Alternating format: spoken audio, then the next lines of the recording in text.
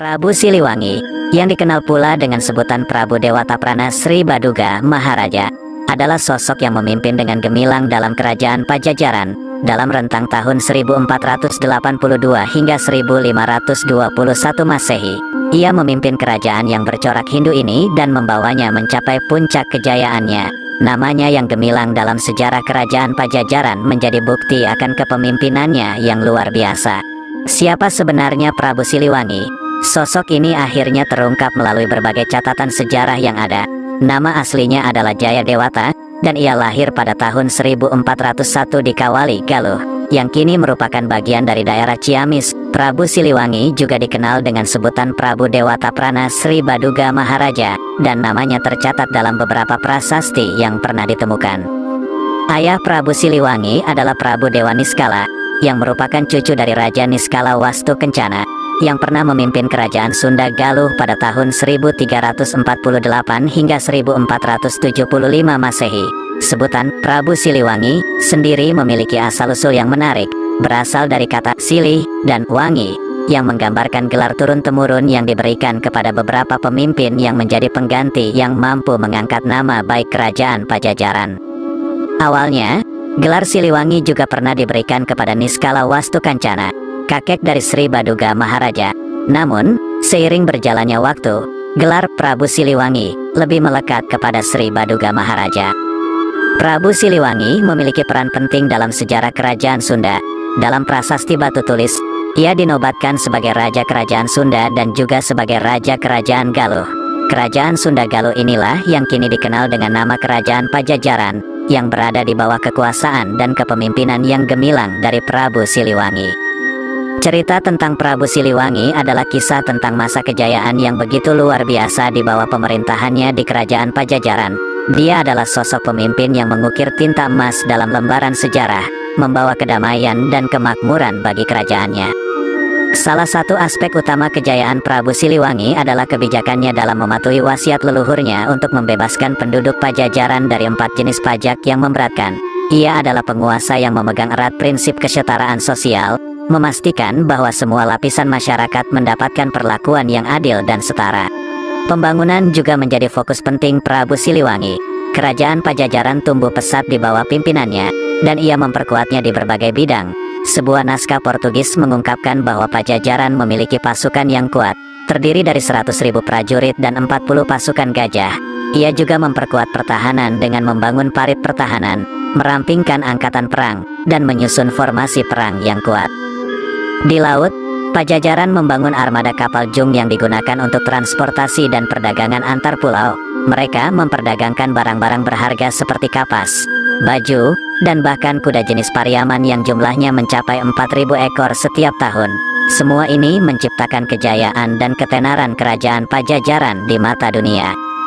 Pada masa Prabu Siliwangi, kerajaan Pajajaran bukan hanya dikenal karena keberaniannya dalam pertempuran dan kekuatan militer yang besar, tetapi juga karena tata pemerintahan yang adil.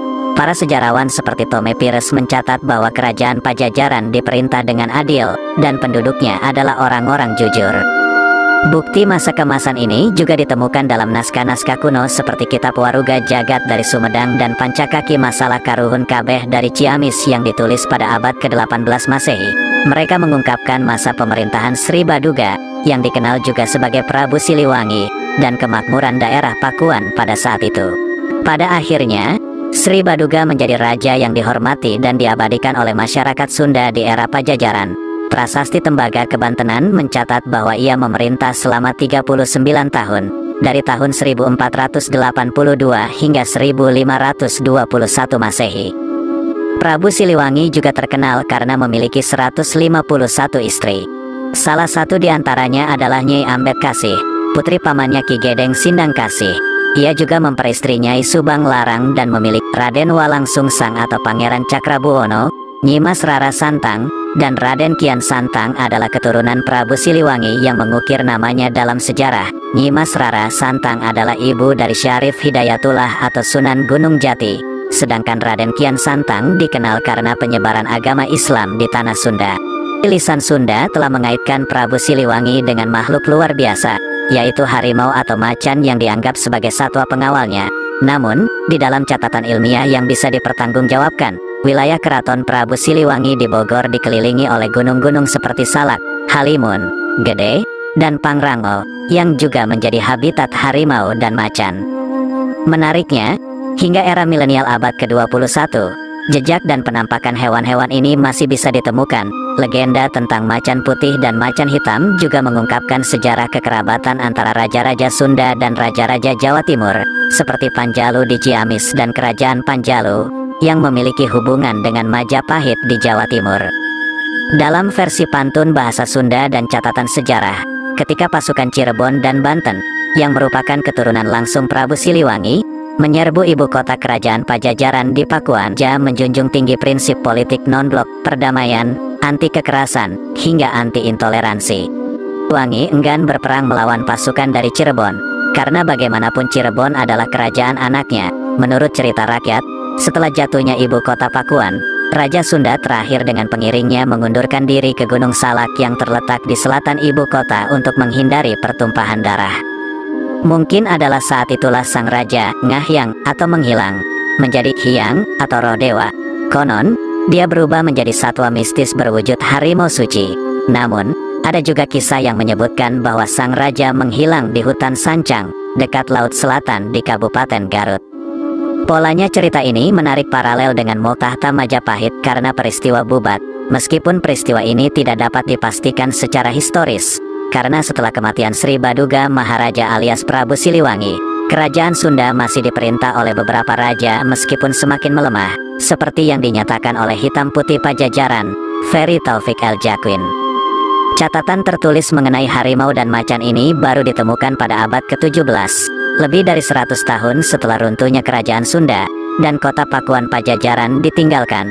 Dengan cepat, kota ini terlantar dan lapuk, ditelan semak belukar dan tanaman tropis, hingga berubah menjadi hutan lebat yang menjadi sarang harimau. Ekspedisi pertama oleh orang Belanda ke pedalaman Jawa Barat dilakukan pada tahun 1687, dipimpin oleh Peter Scipio van Ostende. Mereka berusaha menjelajahi hutan selatan Batavia menuju bekas ibu kota Pakuan dan akhirnya mencapai Palabuhan Ratu. Namun, perjalanan tersebut tidak bebas risiko. Seorang anggota ekspedisi tewas diterkam harimau hanya 2 hari sebelumnya. Scipio mendapat informasi dari Letnan Tanuwijaya dari Sumedang bahwa reruntuhan yang mereka temui adalah bekas ibu kota kerajaan Pakuan Pajajaran. Pada tanggal 23 Desember tahun 1687, Gubernur Jenderal Johannes Campus mencatat dalam laporannya, di bekas istana yang tanahnya ditinggikan, dekat prasasti batu tulis yang berwarna perak, peninggalan Raja Pajajaran yang dikeramatkan, kawasan ini dijaga oleh banyak harimau.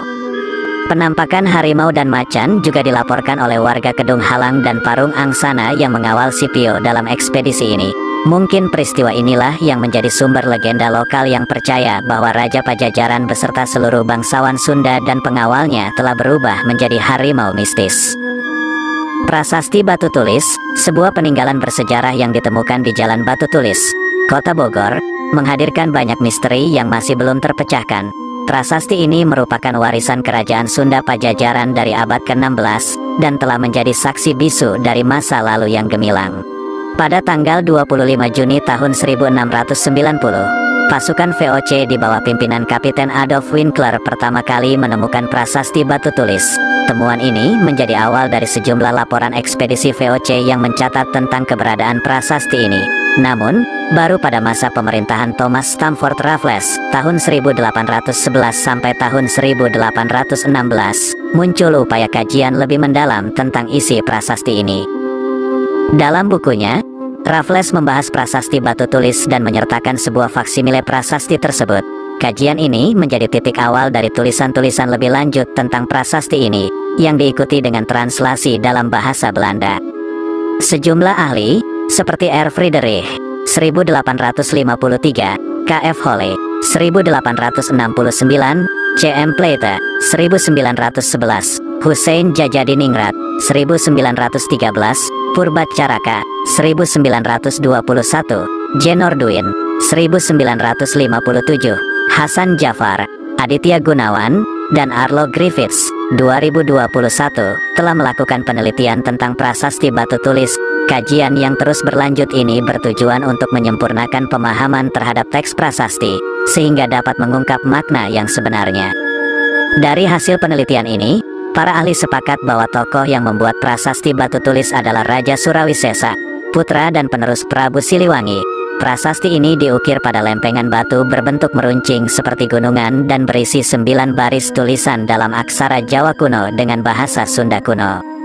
Terjemahan isi prasasti mengungkapkan bahwa prasasti ini didedikasikan untuk memperingati kematian Sri Baduga Maharaja Ratu Haji di Pakuan Pajajaran Sri Sang Ratu Dewata, yang juga dikenal sebagai Prabu Siliwangi. Sri Baduga Maharaja adalah anak Rahyang Dewa Niskala yang telah meninggal di Gunatiga, dan cucu dari Rahyang Niskala Wastu Kancana. Alasan pemeringatan tersebut adalah jasa-jasa besar Sri Baduga Maharaja dalam bidang pembangunan, termasuk pembuatan parit pertahanan di ibu kota kerajaan, monumen peringatan berupa gunungan, pembangunan jalan yang diuruk dengan batu, pendirian hutan larangan, samida, dan penciptaan Telaga Warna Mahawijaya. Prabu Siliwangi, dalam sejarah kerajaan Pajajaran, dikenal sebagai raja yang membawa kejayaan. Ia memerintah sejak tahun 1482 hingga 1521. Tahun yang tertulis dalam prasasti batu tulis dirumuskan dalam Candra Sengkala, pada tahun Saka Panca Pandawa Nge.M. Ban Bumi. Menurut Aditya Gunawan dan Arlo Griffiths, 2021, tahun tersebut dapat diterjemahkan sebagai tahun Saka 1455 atau 1533 Masehi. Dengan demikian, prasasti batu tulis merupakan peninggalan dari masa Raja Surawisesa, putra dan penerus Prabu Siliwangi, yang terus menjadi misteri yang menarik untuk diungkap. Terima kasih kepada teman-teman yang sudah menyimak atau mendengarkan video ini. Semoga kita bisa bertemu lagi di video selanjutnya. Assalamualaikum warahmatullahi wabarakatuh.